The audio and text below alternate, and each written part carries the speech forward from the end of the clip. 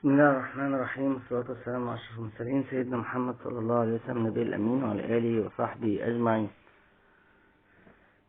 دلوقتي إن شاء الله هنتكلم على الإعجاز الطبي والعلمي في حديث النبي عليه الصلاة والسلام: نحن قوم لا نأكل حتى نجوع وإذا أكلنا لا نشبع. الحقيقة طلع في حاجات كتير جدا حديثا ان مشاكل الجسم كتير جدا، مشاكل الجسم بسبب الغذاء والتغذية الغير سليمة او المفرطة، من سمنة وامراض معدة، التهاب معدة وقولون، وامراض كتيرة جدا من نقرس، حاجات كتير جدا ليها علاقة هي بالتغذية. الحديث ده اولا في قمة السيطرة على شهوة الجوع، والبني ادم المفروض انه بيسيطر على شهواته، مش شهواته اللي بتمشيه. لا نأكل حتى نجوع، ودي حاجة بتبقى بتنبيه من المعدة للمخ، بيبقى فيه اتصال او لينك بينهم، وبمجرد ما انخفاض نسبة السكر في الدم بيبدأ تبدأ المعدة تنبه بإشارات عصبية ان للمخ ان البني آدم محتاج ياكل، وده الإحساس بالجوع.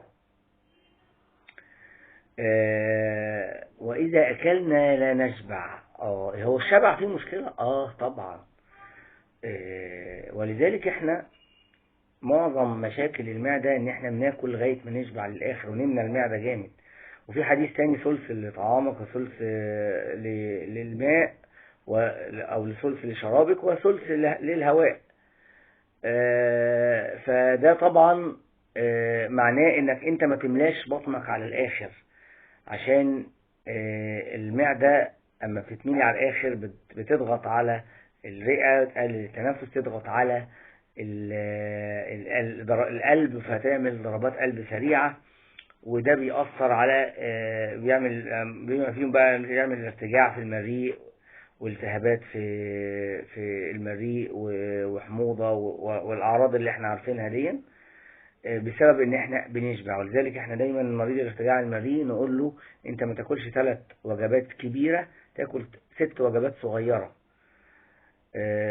وما تحاولش تاكل قبل ما تنام. طبعا ده بالنسبة للإعجاز العلمي والطبي لهذا الحديث. والحقيقة برضو في أبحاث كمان تحت الدراسة دلوقتي إن ممكن تكون الأمراض الوراثية اللي احنا حاطينها في دماغنا علميا إنها وراثية، إنها مش وراثية ولا حاجة، وإن السبب الرئيسي بتاعها أكلات معينة أنت بتمشي عليها.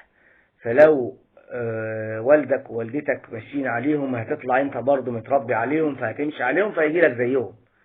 انما لو انت غيرت في اللايف ستايل بتاع اكلك وطريقة اكلك ونظام اكلك للتغذية السليمة، ممكن ما يجيلكش الامراض دي اصلا.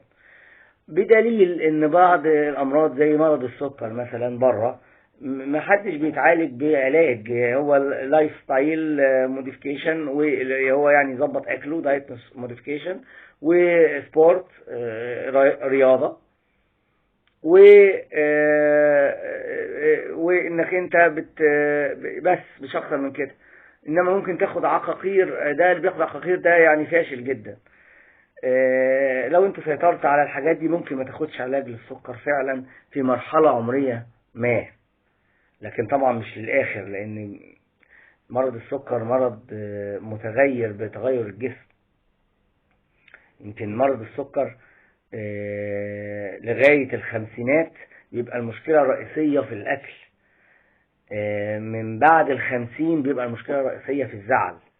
يعني اما بيجي لي حد في العيادة مريض سكر، بعمل او لسه متشخص بقى في الثلاثينات او الاربعينات، بنبدأ نركز قوي على نظام الاكل، ان هو فعلا لو ظبط اكله في الفترة العمرية دي هيظبط سكره، وهيقدر يتحكم في سكره بطريقة كبيرة. لكن بعد 50 الحقيقة لازم تدخل، لان بيبقى المشكلة الرئيسية الانفعالات، والانفعالات بتأثر على حتى كفاءة الانسولين.